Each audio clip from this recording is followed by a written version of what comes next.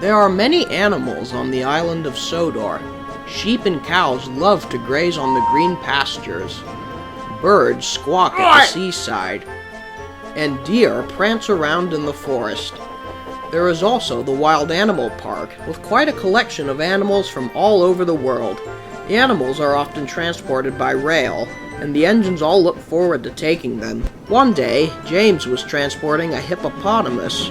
He stopped at a station to pick up more loads, and the driver went to check on the animal. How is he? Oh dear. What? Is he alright? Well, I don't know. He's not in the truck. He's gone. Oh no, did we leave him behind? No, we had him when we left. He must have escaped when we reached that signal by Croven's gate. It wasn't too long before the news broke out. Have you seen a hippo wandering around here?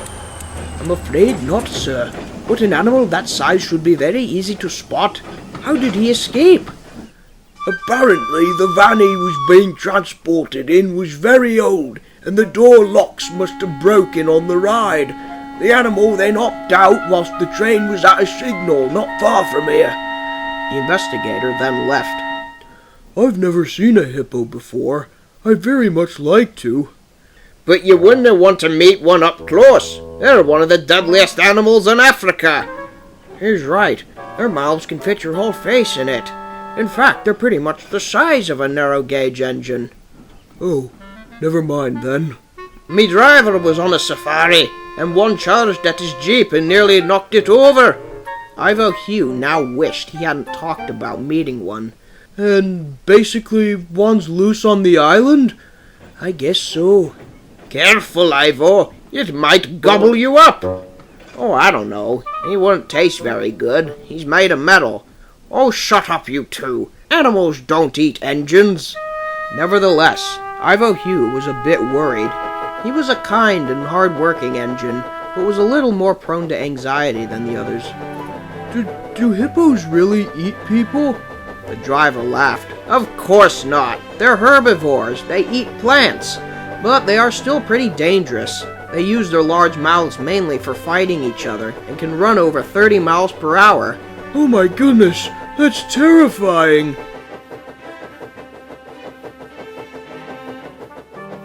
Later that day, Ivo Hugh was taking some trucks from the quarry. He was puffing through the forest when he suddenly heard an extraordinary noise. Stop! What was that? Bless me, that sounded like a pig. There's something there! Oh dear, what if it's the hippo? I hate to say it, but it is. There, right in front of him, was a baby hippopotamus. Is that it? It's tiny! That's because it's a baby. Well, what do you know? We had nothing to worry about this whole time. Oh, it's so adorable. But we must help him get back to the Wild Animal Park. But as soon as the driver got out of the cab, the baby hippo scampered off. There's no way we can catch it on our own. We'll need to get help. And with that, Ivo Hugh set off with his trucks to the next station.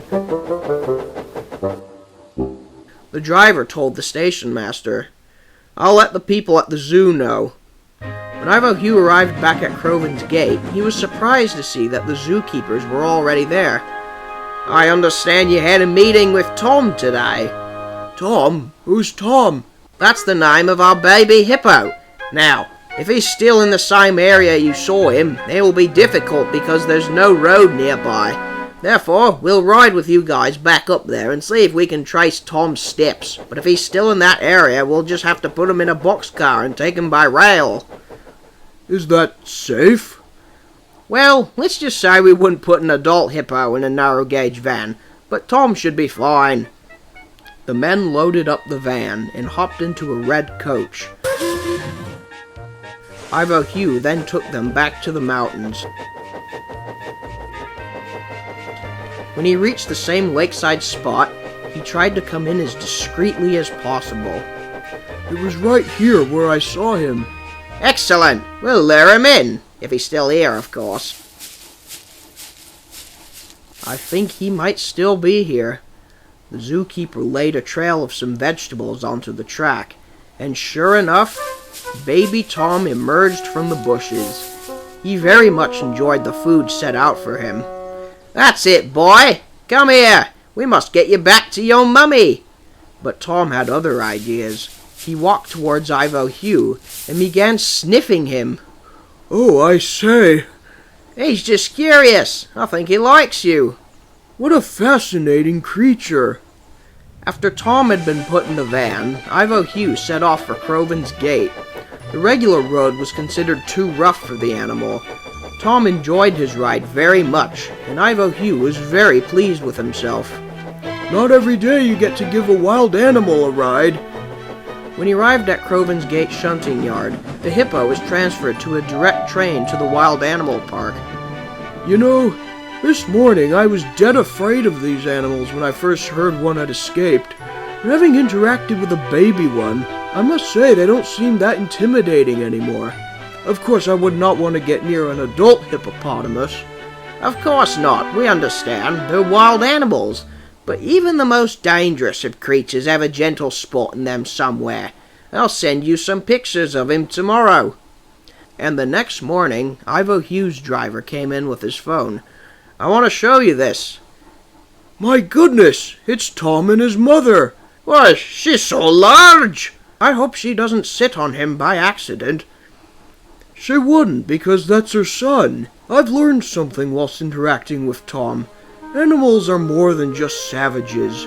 They have minds of their own. Sure, they may be bloodthirsty at times, but the truth is, if you respect them, then you will be surprised at how gentle even the biggest giants can be. And in no place is it more apparent than a mother's dedication to their younglings.